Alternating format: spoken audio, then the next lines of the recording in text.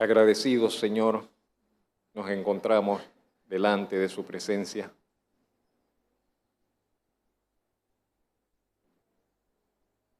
Cuando vamos a considerar el mensaje, Señor, de su palabra para este día, es nuestra oración, es nuestra petición, Señor,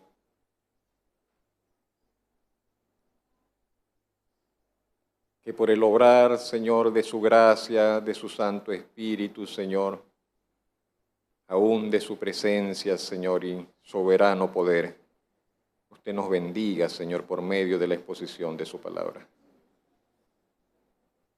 Solo usted tiene esa capacidad de poder verdaderamente hablar, Señor, a nuestros corazones, de hacernos escuchar sus palabras, de hacernos ver la luz,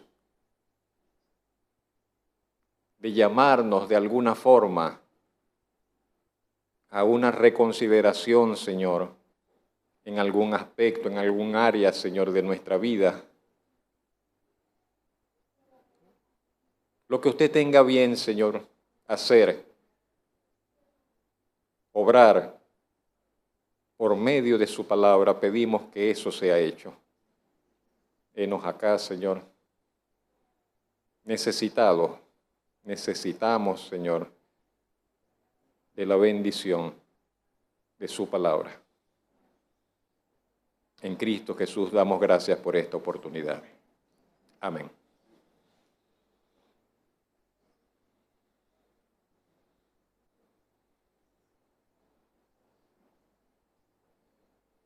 La palabra de Dios es aunque está contenida en unas pocas páginas, siempre serán pocas páginas,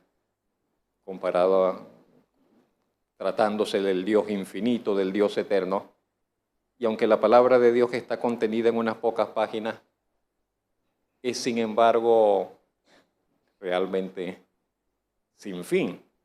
Podríamos pasar toda nuestra vida considerando y nunca la agotaremos. Y siempre, después de haber dicho algo, todavía queda algo por decir. Y siempre, luego de haber considerado, siempre queda algo por decir. De allí el título del mensaje de hoy, que no es mío, porque el título, quiero decir, no es mío, porque son las palabras del apóstol Pablo. Por lo demás, después de haber dicho, Pablo dice, por lo demás, todavía tengo algo más que recordarles, que decirles. Y esas palabras las usó Pablo en varias oportunidades, pero hoy las vamos a tomar de la segunda de sus cartas a la iglesia de Corinto. Y ya al final de la segunda carta, en el último capítulo, casi en las últimas frases, el apóstol Pablo, no vayas todavía allá, el apóstol Pablo le dice a estos hermanos, a esta comunidad de fe, le dice, por lo demás, después de haberles dicho esto, después de haber hablado esto, después de haber tocado esos temas tan importantes, porque las cartas de Corintio a los corintios están entre las más importantes del Nuevo Testamento. Son esas cartas monumentales, Romanos, primera y segunda de Corintios, donde está prácticamente la esencia del mensaje de fe, del mensaje cristiano. Entonces, después de haber dicho tanto y haber tocado temas difíciles, espinosos, pero Pablo dice todavía algo más, por lo demás. Y le pido que se ubique, aunque lo tiene allí en la presentación, en el verso 11 del capítulo 13 de Segunda de Corintios. Y el verso es muy sencillo. Algún grupo de elementos allí, en una frase armónicamente expresadas. Por lo demás, hermanos, tened gozo, perfeccionaos, consolaos, sed de un mismo sentir y vivid en paz. y el Dios de paz y de amor estará con vosotros. Ese es todo el texto. Ese es todo el verso. ¿Puede usted leerlo conmigo? ¿Podemos leerlo todos juntos? Por lo demás, hermanos, tened gozo, perfeccionaos, consolaos, sed de un mismo sentir y vivid en paz. Y el Dios de paz y de amor estará con vosotros. Ese es todo. En ese texto vamos nosotros esta mañana a estar expresando, considerando algunos pensamientos. En primer lugar, el apóstol dice, por lo demás. Por lo demás. Como mencioné al principio, es el cierre, el cierre, esa expresión por lo demás, la siguiente lámina, por favor, Ángel, es el cierre de los grandes mensajes que se han compartido a lo largo de toda la epístola, a lo largo de toda esa epístola. Es el cierre de oro. Ese es lo que viene allí, por lo demás, es el cierre de oro con que el apóstol Pablo está culminando su gran mensaje. Y como vimos y como veremos, no deja de sorprender qué abundancia se puede expresar con esos pocos y esas cortas palabras, con esos pocos elementos y esas pocas palabras. Cuánto contenido, cuánto significado pueden comunicar unas pocas palabras. Pero esa es la naturaleza del lenguaje. El lenguaje comunica. El lenguaje comunica. La naturaleza del lenguaje es ese poder, esa capacidad para comunicar. Capacidad y poder de comunicación. De allí que hay distintos, casi que infinidad de lenguajes. Pero si eso es cierto del lenguaje simplemente natural, que tiene un poder de comunicación, que el lenguaje tiene el poder y capacidad para comunicar, ¿cuánto más no es cierto, no será cierto, que cuando la influencia del amor de Dios, cuando la influencia del obrar de Dios están presentes en las palabras, cuánta mayor no será entonces esa capacidad de comunicación, esa capacidad de influencia, en esa acción comunicativa, que no son solo palabras. ¿Sabe que hay gente que es dotada del lenguaje? Yo no soy ese tipo de persona, pero hay personas que son personas del habla, poetas, escritores, las personas, oradores, grandes oradores, conferencistas, y embelezan todo un auditorio con el desarrollo de sus discursos. O sea, son personas que son poderosos en el hablar, humanamente hablando, que pueden comunicar verdades de una forma que todo el mundo queda guau.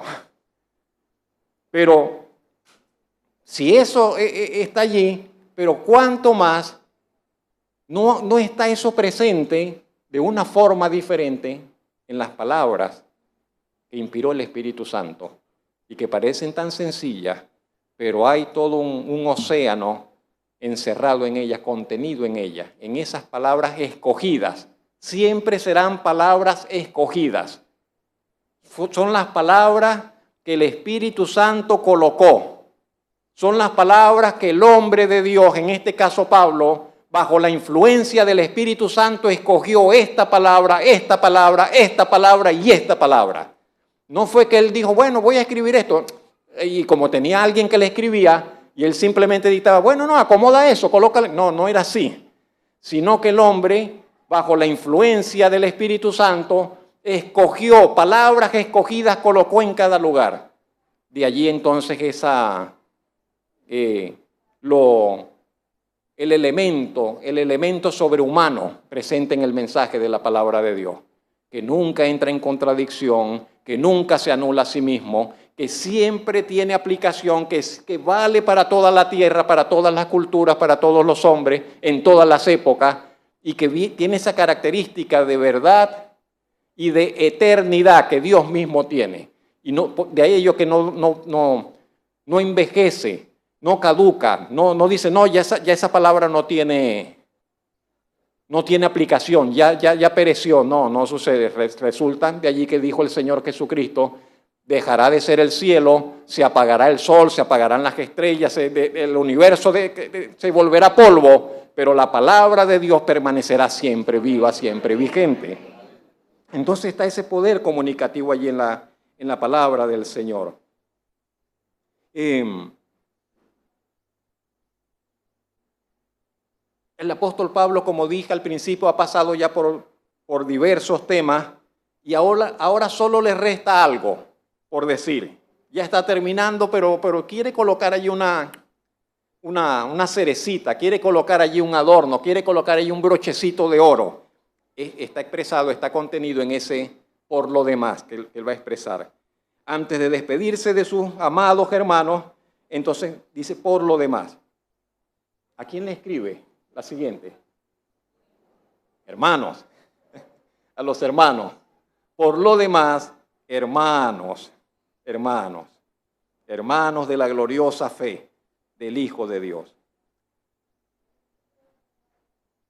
Acostumbramos a usar esa palabra de muchas maneras, de varias maneras, de hecho, la palabra hermanos.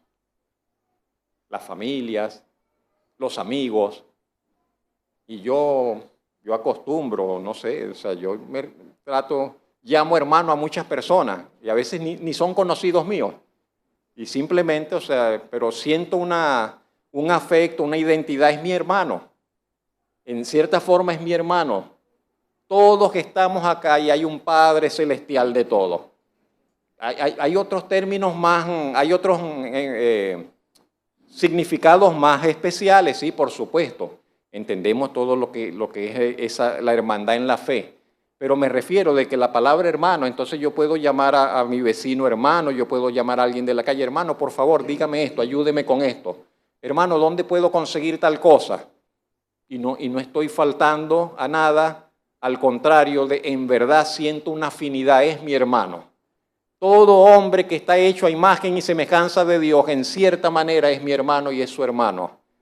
Pero el apóstol Pablo está hablando acá en un término de una forma más especial, de una forma más, en cierta forma más reducida, en cierta forma más específica. Y se está refiriendo a aquellos que han entrado por la fe y por el conocimiento del mensaje del Evangelio a una relación también especial y significativa para con Dios por medio del Señor Jesucristo. A esos hermanos es que Él se está refiriendo. Hay quienes pretenden ridiculizar el hecho de que los cristianos nos llamemos hermanos. Ah, sí, ve los hermanos. Y los hermanos, anda a decirle a tus hermanos. Y se burlan de que nosotros nos llamemos hermanos. Y a veces una persona cuando está nueva en el Evangelio, pero es que todo el mundo le cae. Desde la familia, los amigos, todos comienzan a hacer burla de él. ¡Ay, va el hermano! ¡Ay, va el hermano! Pero, lo cierto es que es un término de honor. Es un término de honor. Primero, que usted sea un hijo de Dios por la fe en Jesucristo. Y segundo, que usted tenga una relación filial con todos aquellos que también son parte de la familia de Dios. Sería ridículo si no hubiese a quien llamar padre. Pero siendo que ciertamente hay un padre, entonces no hay nada de ilógico, no hay nada de absurdo en que nos consideremos, en que nos llamemos, como de hecho somos, hermanos. De allí que yo le quiero insistir, si usted todavía no se acostumbra, porque está nuevo en la iglesia, porque está nuevo en el Evangelio, en los caminos del Señor, y usted todavía dice el Señor, la señora, cambie el Señor por la señora. En la iglesia no hay señor y señora. En la iglesia hay hermanos. Hermanos, somos hermanos. El hermano tal, la hermana tal, somos hermanos. Es una expresión de honor, es una expresión de familiaridad, de filiación, perdone la torpeza de mi lenguaje, pero somos hermanos. No somos vecinos, somos más que amigos, somos hermanos. para gloria del Señor. Pablo dice entonces, ¿qué le va a decir? Por lo demás, hermanos, en primer lugar les dice, tened gozo. Es lo primero. Después de tanto, entonces el apóstol dice, hermanos, por lo demás resta lo siguiente. En primer lugar, tengan gozo. Tengan gozo. En la vida de un hijo de Dios, el gozo lo podríamos asumir, considerar desde distintas perspectivas.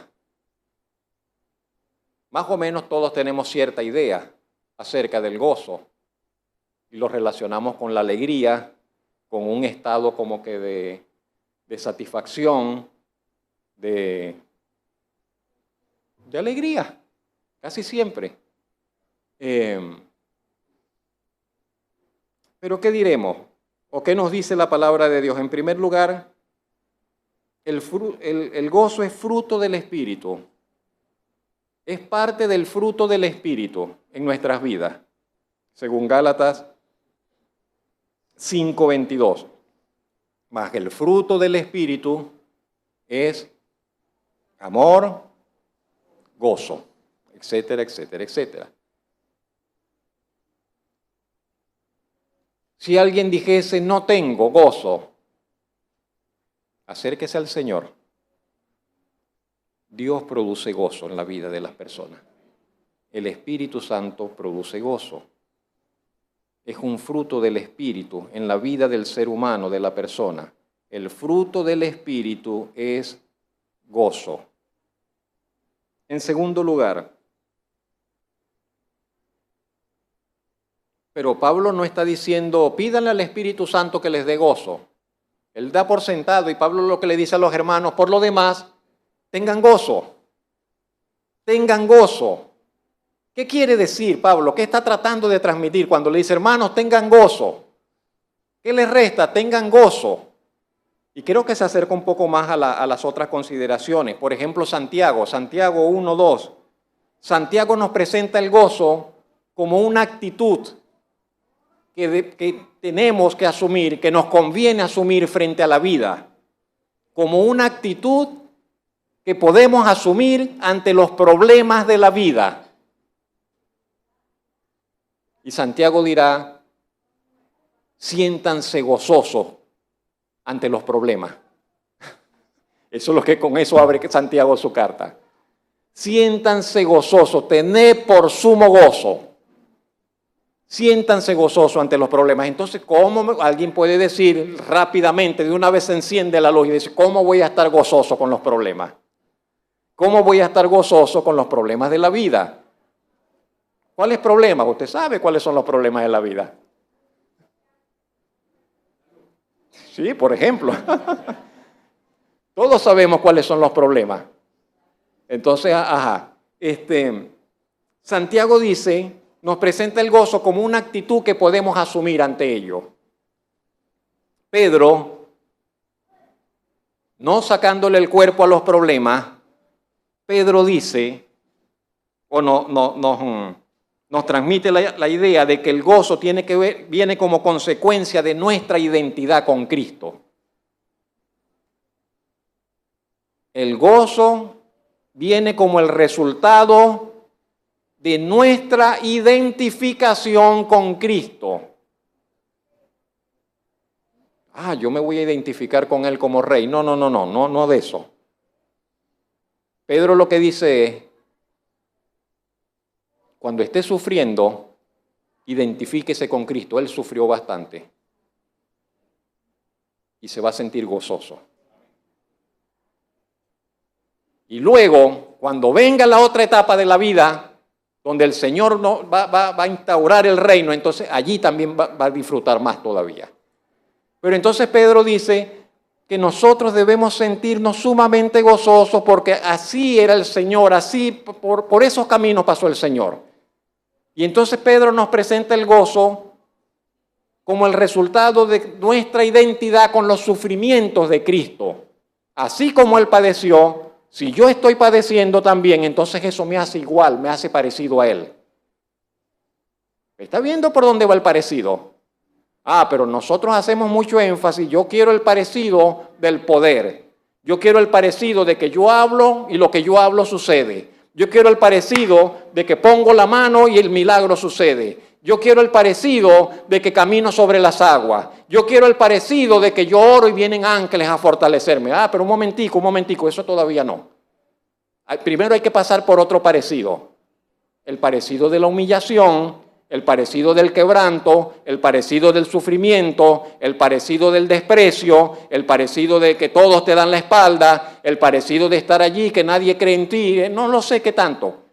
Entonces dice el apóstol, allí nosotros también podremos encontrar un elemento de gozo. Dice, yo estoy pasando por una situación muy difícil, eso me hace parecido al Señor. Él pasó por lo más difícil que había que pasar. ¿Sí lo vemos? El mismo Señor Jesucristo en Mateo 5:12 nos presenta el gozo como fruto de poder ver la grandeza de nuestro llamado.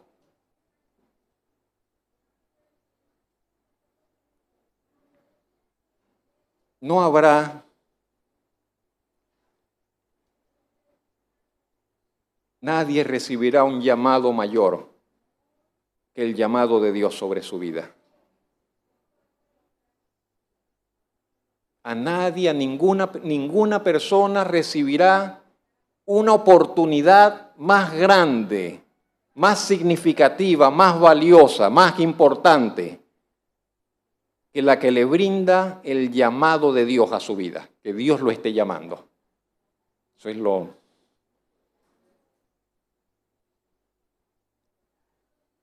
Y el Señor Jesucristo dijo,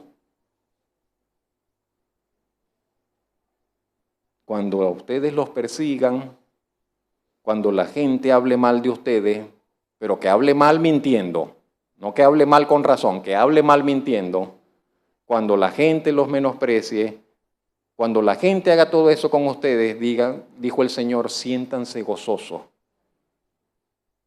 Así, esa fue la experiencia de los grandes hombres y de los grandes profetas del pasado, de los mensajeros de Dios.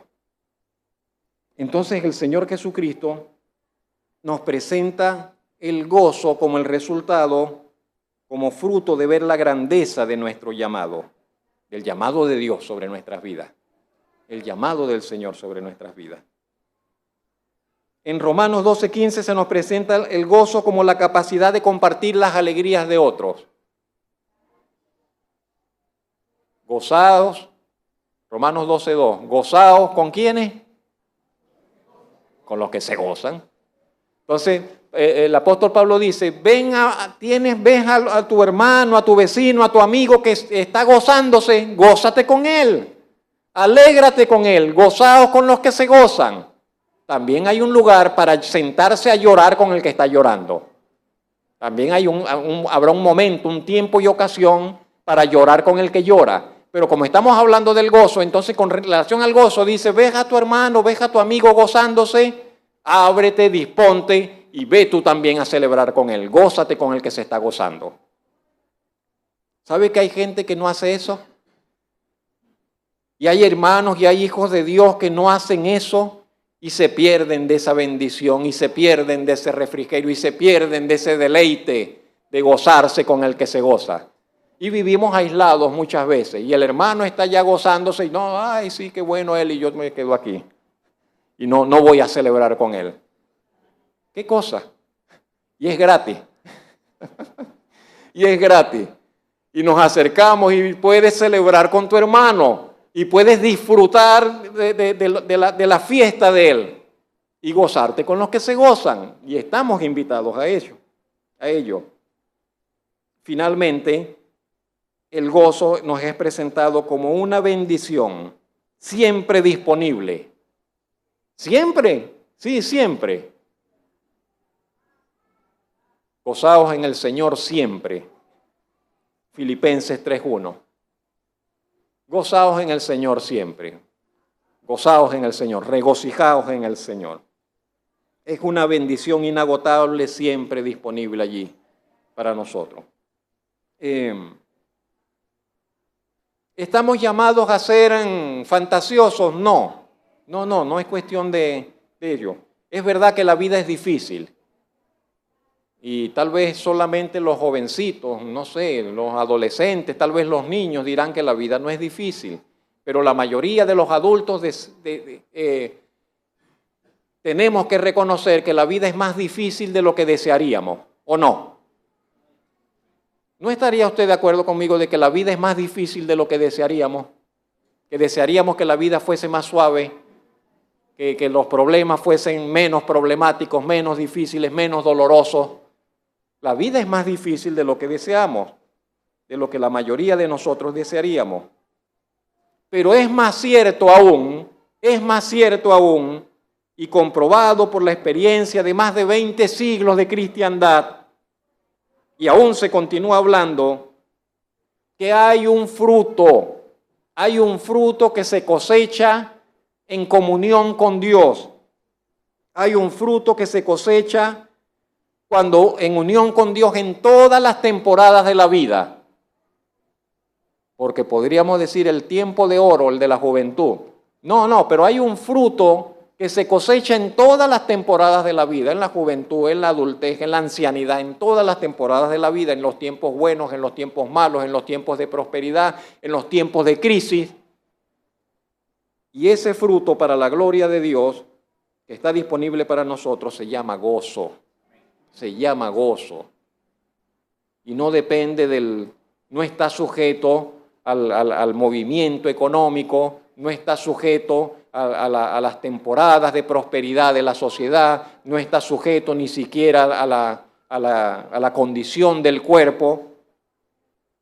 Es más que simple contentamiento, es más que llana alegría, por sanas y buenas que sean tanto la alegría, el contentamiento.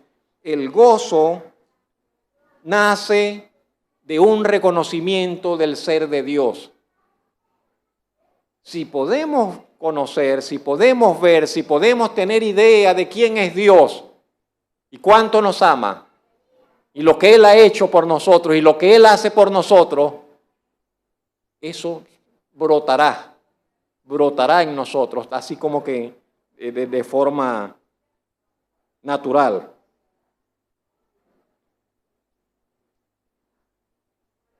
Nace de un reconocimiento del ser de Dios, de alguno de sus atributos, y sabe que cualquiera sea su necesidad, usted podría relacionarse con un atributo de Dios y saber que Dios es bueno, y recordar que Dios le ama, y recordar que Dios es fuerte, y recordar que Dios es misericordioso, y que Dios es compasivo, y que Dios es todopoderoso. ¿Y qué más? ¿Y qué más? Y Dios es, y Dios es, y Dios es, y Dios es perdonador, y Dios hace de cosas pequeñas con lo poco, Dios.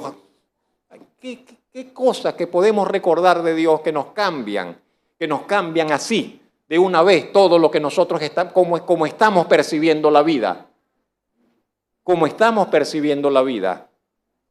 Que podríamos pensar estoy solo, que podríamos sentirnos de repente solos, que podríamos sentirnos impotentes, que podríamos sentirnos bajo amenaza, que podríamos sentirnos en peligro, que podríamos sentirnos sin capacidad para salir adelante, no sé qué cosas. Y basta con recordar un atributo del ser de Dios y nos cambia toda la perspectiva. Del Señor es la tierra y su plenitud. Él es el Todopoderoso, Él el Eterno, el principio y el fin. ¿Sabe? Esa santa alegría que se llama gozo, ese santo disfrute, aunque se origina acá adentro, siempre se exterioriza, siempre sale a flote. Y el apóstol Pablo en palabras, en gestos, y el apóstol Pablo le dice a los hermanos, tened gozo. Ningún cristiano adolescente, la adolescencia es tempestuosa. Pregúntele a los padres y a las madres de adolescentes. Francis, ¿cómo se está portando Samuel? Igual que cuando niño. La adolescencia es tempestuosa, la adolescencia es difícil. Ya nosotros pasamos por allá, sobrevivimos. Nos golpeó también. Tuvimos 3 que pasaron por allí. Y una, no, todas. Las 3. ¿Dónde está Zoraida? Yo tengo el pelo negro, pero Zoraida el pelo se le blanqueó rápido, porque eran 3 muchachas. Yo, vayan con su mamá, usted es la mujer, entiéndase con ella. Ya yo no hallaba qué hacer con esas muchachas. La adolescencia, pero ningún adolescente, ningún cristiano adolescente, vamos a salir de los adolescentes, me van a tirar piedras. Ninguna joven mujer, ningún hombre joven, ningún anciano, ninguna anciana, ningún cristiano debería ser un amargado. ¿Sabe que ningún cristiano debería ser un amargado? Ningún cristiano debería ser alguien de cara larga, estar todo el tiempo deprimido, ahí cabizbajo. Ningún cristiano debería vivir en esa condición. No digo que temporalmente, que en algunos momentos de crisis, que en algún tiempo venga un tiempo para ello. Pero esa no debería ser la condición permanente. Esa no debería ser, la mayoría del tiempo siempre está así. No, no debería ser. Nosotros deberíamos vivir, como dice el apóstol Pablo, en gozo. Deberíamos tener esa actitud de gozo ante la vida. Y si solamente eso cambiara, eso haría una grandísima diferencia. Supóngase que no cambiaran muchas otras cosas, pero cambiase ese hecho y que de aquí en adelante usted y yo fuésemos personas gozosas todo el tiempo. Te dirá, no tengo dinero, pero tengo gozo. No tengo tanta salud, pero tengo gozo. No tengo la cercanía de los familiares, pero me siento gozoso. Y no tengo electricidad, me quitaron otra. Gloria a Dios, ni me importa que te quiten la electricidad. No lo sé qué tantas cosas, pero si solamente ese hecho cambiase, que tuviésemos de aquí en adelante un gozo más fuerte, un gozo más permanente, un gozo que nos haga sentir diferente. Ya, eso sería un gran cambio, ¿no piensa usted? En segundo lugar, el apóstol Pablo dice, ay caramba, eso sí parece que la pone difícil. ¿De qué está hablando Pablo? Casi nada. Y dice, hermano, por lo demás, perfeccionado. ¿Qué quiere decir Pablo? Perfección. La perfección pertenece a Dios, el único perfecto es Dios. Ah, pero mire, cuando comienzo a buscar las palabras en el Nuevo Testamento, resulta que la mayoría de las veces en el Nuevo Testamento no se la están dirigiendo a Dios, sino a nosotros. ¿Qué cosa? Y el Señor Jesucristo dijo, por ejemplo, sed perfectos como vuestro Padre que está en los cielos es perfecto. Señor Jesucristo, ¿qué estás pidiendo? Sed perfectos, perfeccionados, perfeccionados. Entonces, ¿qué es lo que están diciendo? Si decimos la perfección pertenece a Dios. Pero bueno, no nos vamos a sacar de allí, no nos salgamos de allí tan rápido. Sí, Dios es perfecto. Todas sus obras son hechas en perfección. No hace nada imperfecto, jamás. Eso va en contra de su naturaleza. Su naturaleza es la perfección. Y cuando hizo la creación, antes de que sucediese la rebelión, antes de que entrase el pecado en la creación, la Biblia dice, vio Dios todo lo que había hecho y vio que era bueno y bueno en gran manera. Era perfecto todo armonizado, todo allí, pero todo, desde lo más pequeño hasta lo más grande. Cuando usted y yo hacemos las cosas bien, nos parecemos a Él.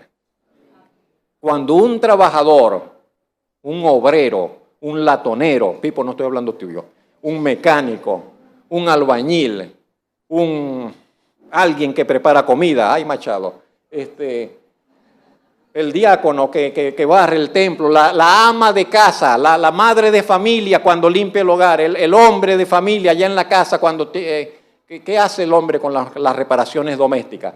Pero cuando la persona, cuando nosotros hacemos las cosas bien, eso nos asemeja al Señor. Cuando usted ve a alguien, cuando nosotros, no ve a nadie, cuando usted me ve a mí, que yo dejo las cosas a media, que hago las cosas ahí todas torcidas, eso me aleja del ideal de Dios. Dios no quiere que yo haga las cosas medio hechas. allí para salir del paso, todas tuertas, todas allí, pudiéndolo hacer mejor. Si no pudiese, pero pudiéndolo hacer bien, lo decido por la razón que sea, decido hacerlo. Eso no me asemeja a mi Padre Celestial que ama la perfección. Más o menos me explico por allí. Entonces el apóstol Pablo le dice a ellos, perfeccionados. Le decía que muchas veces vamos a encontrar esa palabra en la Biblia y pareciera que se nos demanda perfección, pero ¿sabe? Tiene que ver, cuando dice allí perfeccionados, tiene que ver más bien con la idea de entregarse por completo a algo, de hacer algo completamente, cabalmente. Usted pone allí todo, y voluntad y corazón y manos a la obra y lo hace de la mejor manera posible. Tiene que ver con eso. Ser perfectos para Dios tiene que ver con hacer de Él el centro de nuestro vivir, el punto más elevado de nuestro soñar y de nuestro aspirar, de nuestro vivir y de nuestro trabajar, de nuestro amar y de nuestro entregar. Llegar a aprender a vivir totalmente para Él. ¿Es posible? Sí, es posible y es necesario. Y es lo mejor que podemos hacer, que usted cada día, usted trate de ir cada día un poquito más, un poquito más, un poquito más. Yo quiero aprender a vivir para Dios. Yo quiero aprender a vivir para Dios. Ese no será el resultado de una única decisión. A veces pensamos, deseamos que una sola decisión y ahí se nos cambió todo. No. Será más bien la perfección, ese perfeccionarnos será más bien el resultado de infinidad de decisiones, día tras día, yendo tras ese llamado superior de vida que nos ha presentado el Señor, que seamos perfectos para Él. Pero hay algo más que decir en el texto bíblico con relación a perfeccionado. ¿Qué dice allí? Ya eso lo mencionamos, la siguiente. También lo mencionamos, la siguiente. Esto allí. La palabra perfeccionados, que usa el apóstol Pablo allí, transmite la idea de completar totalmente algo. Completar algo. Hacer los ajustes necesarios de algo. Preparar, restaurar, reparar y hasta remendar. Y me causaba gracia esa expresión, hasta remendar. ¿Será que nosotros necesitamos remendar algunas cosas en nuestra vida? Pero tiene que ver con eso, con que hagamos ajustes en nuestra vida, con que hagamos preparemos, reparemos, restauremos algo, hasta remendemos. Esa expresión ya casi no la usa nadie, remendar. La usaban nuestros abuelos. Va a remendar la hamaca, va a remendar esto. Le puso un remiendo en el... No es así, hermana Mireya. Ahora nadie quiere remendar. Lo botamos y algo nuevo.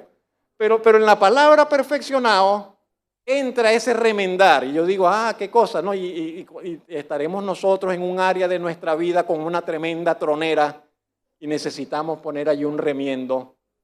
Y eso forma parte del perfeccionarse. Eso forma parte del perfeccionarse. En todo caso, la idea que está debajo de esa palabra, perfeccionados, nos transmite la idea de que la perfección requiere trabajo. La perfección requiere trabajo, requiere dedicación, requiere perseverancia, que usted va y usted sigue, y usted sigue, y usted sigue, y usted insiste. Requiere exigencia, requiere una actitud de batallar contra la mediocridad. Eso sí es un gran problema, la mediocridad. Estamos llenos, nuestras familias, nuestra sociedad, nuestro país, el mundo entero está lleno de gente talentosísima. Usted no tenemos idea de cuánto talento hay en el mundo. La gente tiene unas capacidades, usted mismo, nosotros mismos acá, tenemos capacidades, tenemos unos talentos, tenemos un potencial, como se suele decir. Pero ¿sabe qué es un grandísimo problema? La mediocridad, una actitud mediocre. Mediocridad es, pudiéndolo hacer bien, lo hago mal. Porque otra cosa es que yo no pueda. Si yo no puedo porque no tengo la posibilidad, bueno, yo doy lo máximo, pero no más que pude hacerlo hasta acá. Pero el problema, la mediocridad es el hecho de que pudiéndolo hacer, no lo hice. Teniendo la posibilidad, no lo hago. Teniendo la oportunidad, no la tomo. ¿Sí me explico? Eso sí es un pecado, eso sí es censurable. Puedes hacerlo, puedes estudiar, puedes perfeccionarte, puedes formarte, puedes hacer una diferencia, puedes hacer esto mejor, puedes cambiar el ambiente de tu casa, puedes pintar, puedes arreglar, puedes recoger ese desastre y organizar, puedes hacer esto, puedes hacer aquello. ¿Por qué no lo haces? ¿Por qué no lo haces? ¿Por qué no vives mejor? Y me menciono lo externo porque es lo más fácil de detectar, pero vale para lo interno, vale para lo interno, vale para nuestras actitudes. Puedo hacer la llamada de la reconciliación, puedo hacer la llamada del acercamiento, puedo hacer la visita, puedo llevar la ayuda, puedo involucrarme en el problema del otro, puedo darle la mano, puedo acompañar al otro en el tramo difícil que está pasando, etcétera. Seguimos. Eso tiene que ver con el perfeccionarse. Entonces, diríamos, no se quede a medio camino, no nos quedemos a medio camino, hagamos los ajustes necesarios y avancemos. ¿Está vivo todavía? Entonces siga adelante, no se detenga. Que lo detenga usted la muerte. Ya cuando muere, ya se acabó todo acá, y entra la otra etapa. Pero mientras usted esté acá, no se detenga, siga adelante, avance siempre, avance siempre. Haga los ajustes necesarios. No se conforme con saber algo de Dios, con saber algo de la vida cristiana. Dispóngase a llegar a la madurez. ¿Sabe que el Señor quiere que cada uno de nosotros llegue a la madurez? Entonces, ¿por qué conformarnos con todo que vayan pasando los años y sigo siendo un cristiano que apenas medio conoce la Biblia, que apenas medio entiende la Biblia, que apenas medio entiende la vida cristiana? ¿Por qué? No nos conformemos con eso, vayamos más allá, lleguemos, aspiremos a alcanzar la madurez como creyentes. No se conforme con los rumores. No, que el pastor aquel dijo esto, no, que el hermano este dijo esto. No se conforme con eso, lea la Biblia. Lea toda la Biblia. Lea varias veces, muchas veces la Biblia a lo largo de su vida. Léala muchas veces. Uno de los más valiosos recursos que hemos recibido de parte de Dios es la oración. Caramba, qué cosa tan grande nos entregó el Señor al darnos la posibilidad de orar. ¿Cómo sería si no hubiese oración? ¿Cómo nos trataría el Señor? ¿Cómo podríamos nosotros expresarnos y hacerle saber a Dios nuestras luchas, nuestras inquietudes, nuestras aspiraciones, si no pudiésemos orar? Pero qué desperdicio tan grande en la cristiandad. Qué recurso menos aprovechado. Qué recurso menos aprovechado. Tan grande, tan útil, tan valioso que hemos recibido por la oración. Por lo tanto, hermano querido, hermano amado, aprendamos a cultivar el hábito de la oración. El arte de la oración, es un arte la oración.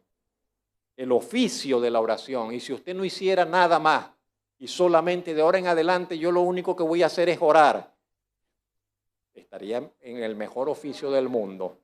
Sí, o sea, el arte, el oficio, el hábito de la oración. Aprendamos a avanzar en ello.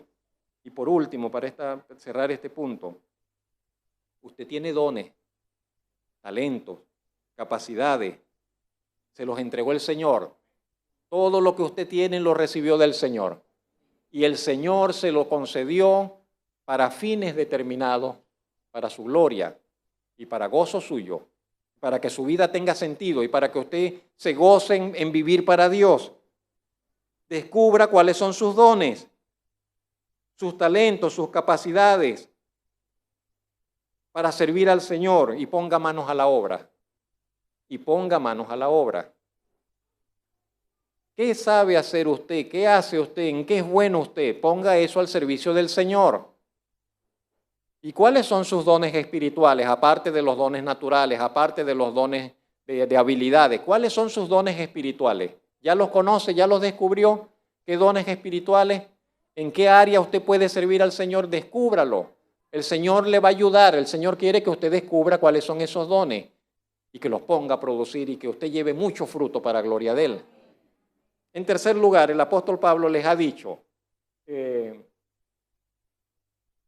dijo tened gozo, les dijo perfeccionados y ahora les dice consolaos, consolaos. Dios que es Dios consolador, ¿sabe que así dice la Escritura? Dios es Dios consolador, Dios de toda consolación, de paso así también, Dios de toda consolación. ¿Sabe que Jesucristo es el verdadero consolador? Jesucristo también es el verdadero consolador. Y cuando nosotros leemos en el Evangelio de Juan, Él les dice a los discípulos, me voy a ir, me tengo que ir.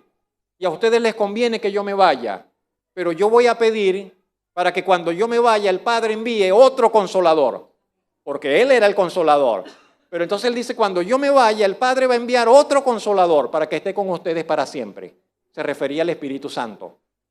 Dios el Padre es consolador, el Señor Jesucristo es consolador y el Espíritu Santo también es consolador. Y sabe, pocas cosas en esta vida son tan necesarias y tan valiosas como el poder consolar y recibir consolación. Pensamos en consolar al niño que llora, porque se cayó, se raspó la rodillita y bueno, está llorando, vamos a consolarlo. Pensamos en consolar al que está en luto porque perdió un familiar, vamos a acompañarlo, vamos a consolarle. Un fracaso emocional, de matrimonio, la persona está con el corazón roto, necesita consolación. Casi siempre, sin embargo, que se habla de la acción consoladora de Dios en la Biblia, esta acción consoladora de Dios es presentada con el uso de una palabra que significa algo así como que ponerse al lado del que sufre. La palabra consolador se podría traducir como el que está al lado de. Paracleto. Paracleto. Cuando el Señor habló en Juan del Espíritu Santo, otro paracleto, palabra consolador, significa que se pone al lado de él, se pone al lado de la persona, que está al lado de la persona. Entonces, esa palabra encierra la idea de alguien que se coloca al lado de otro para ayudarle en su necesidad. Eso es un consolador. Alguien que se pone al lado del otro para ayudarle en su tramo difícil, en su necesidad.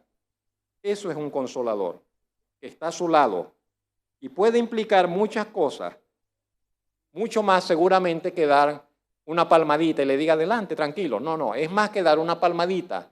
Es más que decir una palabrita, es ponerse al lado. Es ponerse al lado de la persona y acompañarle en su tramo difícil.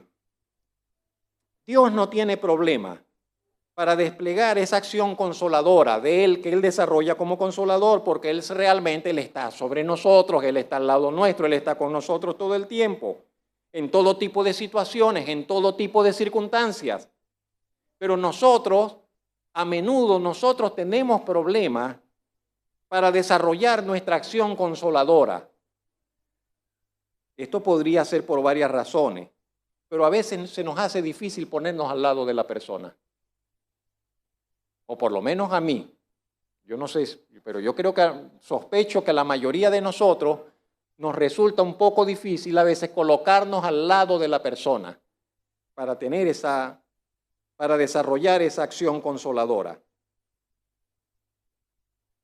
Y hasta que no aprendamos a ponernos al lado de la persona, al lado del hermano, al lado del amigo, al lado del vecino, al lado del familiar, al lado del extraño, al lado del prójimo, hasta que no aprendamos a ponernos al lado en identidad filial, en identidad de amor, al lado en su necesidad, al lado en su sentir, hasta ese entonces es que podremos llevar, hasta que lo aprendamos, podremos llevar una verdadera consolación a su vida. Sin ese estar a su lado, no podremos consolar. Para usted pueda consolar a alguien, usted tiene que ponerse al lado de la persona y estar allí, disponerse a estar allí. Requiere una disposición sincera, en sencillez y amor de nuestra parte, antes de que Dios nos pueda usar como embajadores suyos para consolar los corazones. Bíblicamente hablando, consolar es estar lo suficientemente cerca de alguien como para poder invitarle. Fíjense en lo siguiente, que esto también forma parte del concepto de consolación. Consolar es poder invitar a alguien. De muchas maneras usted lo invita a que salga adelante, lo invita a que continúe, lo invita a que no se entregue. ¿Ve? Consolar es animarle, es animar a alguien. Consolar es alentarle. Consolar es apoyarle. Pero consolar también es exhortarle. ¿Verdad? Sí. Consolar también es exhortar a alguien. Consolar también es rogarle a alguien, pedirle encarecidamente algo. Consolar también es amonestar a alguien. Y amonestar suena como a regaño, pero sí, consolar tiene que ver con eso también. Es una forma de ayudarle en su necesidad. O exigirle. La exigencia, exigir algo, pero mira, es que no puedes quedarte ahí. Y exigirle a la persona de que salga de esa condición, de que salga de ese estado eso forma parte de la consolación. Pero yo insisto, quiero insistir sobre este hecho. Tenemos que estar al lado de la persona. A veces nosotros queremos llegar, dar instrucciones, regañar y pensamos, yo le dije, pero no me escuchó, no me hizo caso. Es que así cualquiera. Pero no se trata de eso, tenemos que estar al lado, llegar al lado. Y si la persona, el que está en su condición, nos ve, nos reconoce allí a su lado, nos va a escuchar. Pero no podemos ser escuchados a la distancia. Y no podremos influir sobre la vida de la gente a la distancia como quien da órdenes por allá a lo lejos. No, tenemos que mojarnos los pies, tenemos que ir hasta allá, tenemos que acercarnos allá. Si la persona está en el pozo, tendremos que ponernos al lado de él en el pozo, en el fango. Si la persona está en el valle, tendremos que bajar al valle allá con él en el valle y subir juntos con él. Y no sé qué otro ejemplo colocar. Pero eso forma parte, estar al lado. En cuarto lugar, Pablo dice, además de consolado, les dice ¿qué? Sed de un mismo sentir. Ahí en Corinto las cosas no eran tan fáciles. Ni entre ellos, ni para con Pablo. Pero Pablo les dice, hermanos, por los demás sean de un mismo sentir.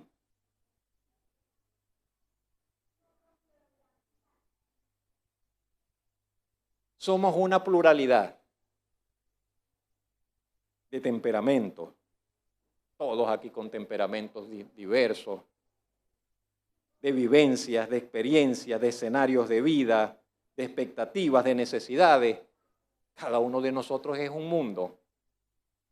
La iglesia está hecha, la iglesia está formada por ese crisol, esa reunión de tantas personas y tantas cabezas y tantos corazones y todos diferentes. Y dice el apóstol, ustedes tienen que tener un mismo sentir. Y unos pueden tener unas expectativas y otros otras, y unos les gusta una cosa y otros les gusta otra, y unos valoran unas cosas y otros otras.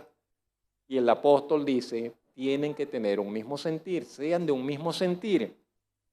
La pregunta que yo me hago, ¿es eso posible? ¿Es eso posible que viniendo desde donde venimos cada uno con formaciones distintas, con un trasfondo diferente, con una experiencia de vida diferente, con familias diferentes, con costumbres diferentes, con hábitos diferentes, con gustos diferentes, con pensamientos diferentes, de épocas diferentes? ¿Es posible que podamos ser de un mismo sentir? Pero veamos lo siguiente también. Yo diría depende, claro. ¿Tenemos un mismo Dios y un mismo Padre? ¿Tenemos un mismo Salvador? ¿Tenemos un mismo Espíritu Santo?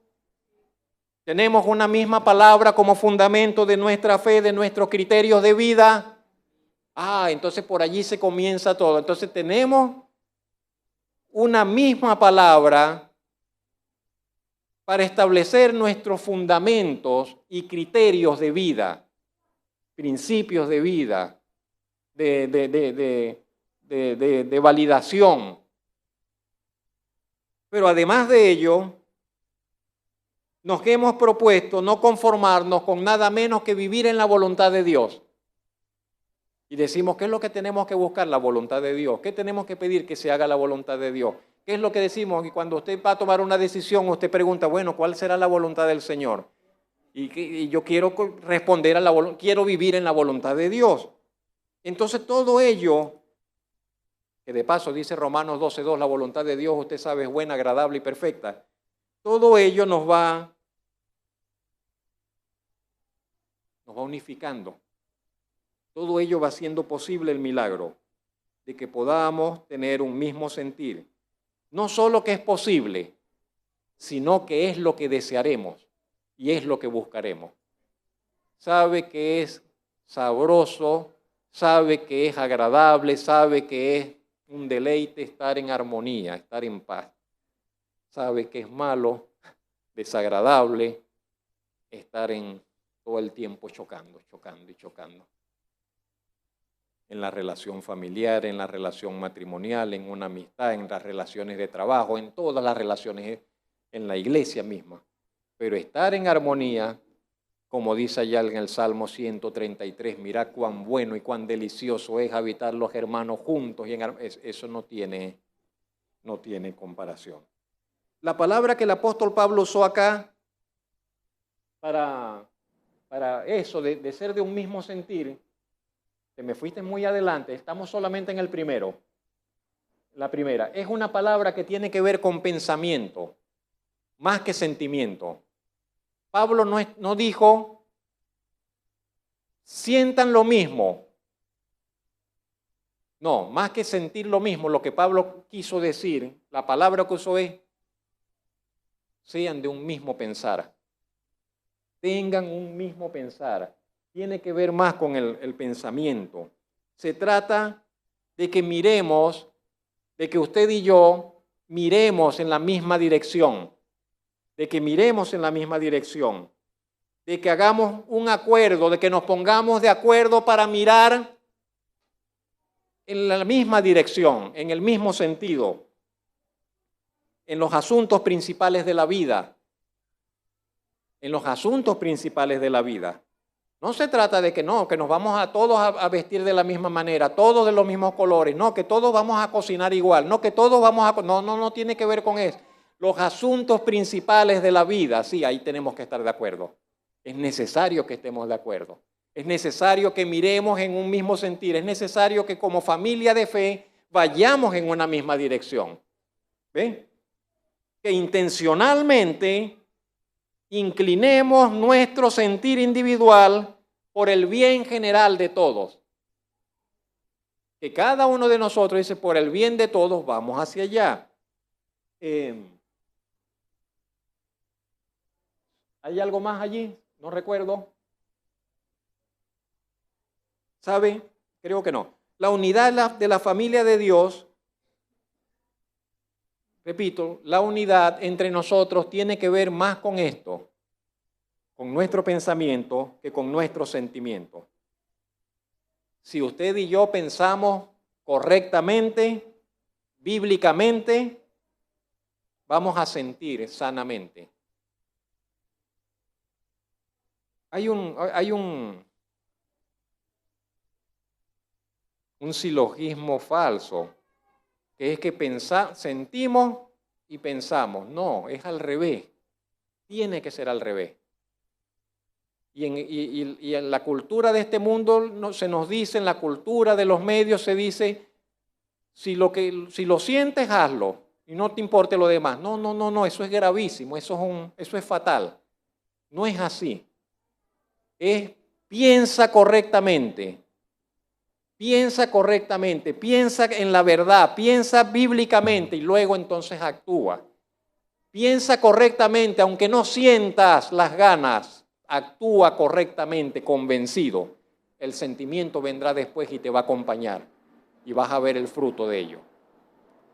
¿Puedo hacer algo aunque no lo sientas? Sí, no solo que puedes, tenemos que hacerlo. Tenemos que hacer lo correcto aunque no tengamos ganas de hacer lo correcto. Eso no se llama hipocresía, eso se llama compromiso. Eso se llama compromiso, que usted hace lo correcto aunque no tenga ganas de hacer lo correcto y usted lo hace para la gloria de Dios. Y después vendrá el disfrute, la bendición de que usted hizo la voluntad de Dios, de que usted anduvo en la voluntad de Dios, de que usted anduvo en la rectitud. Entonces, para cerrar este punto, sí, podemos pensar, podemos ser de un mismo sentir. Y es necesario que vayamos hacia allá. Por último, ¿qué es lo último que dijo el apóstol Pablo? Vivid en paz. Vivid en paz. La paz es fruto del Espíritu Santo también en nuestras vidas. Pero la paz es una actitud que podemos asumir frente a la vida.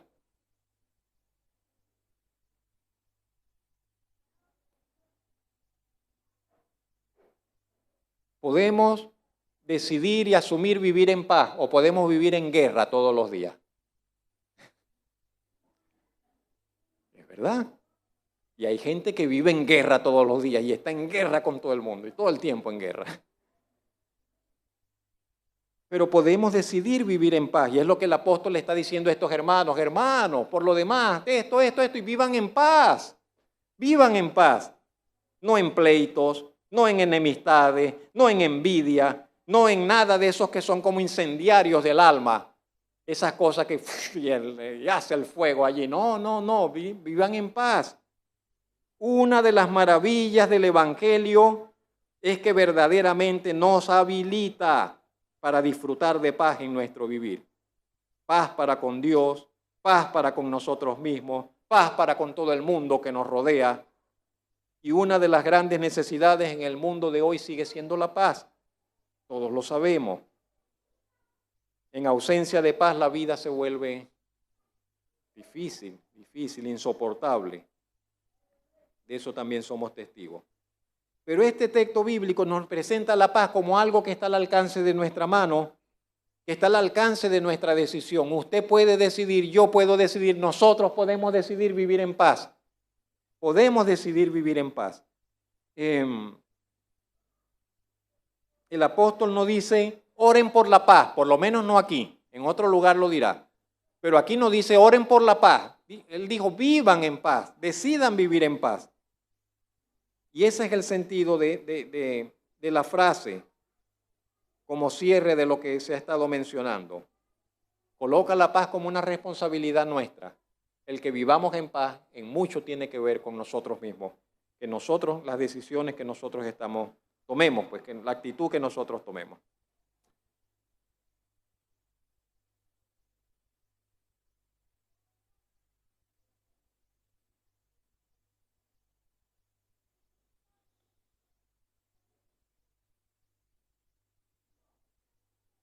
Las palabras con las que el apóstol Pablo terminará el mensaje son: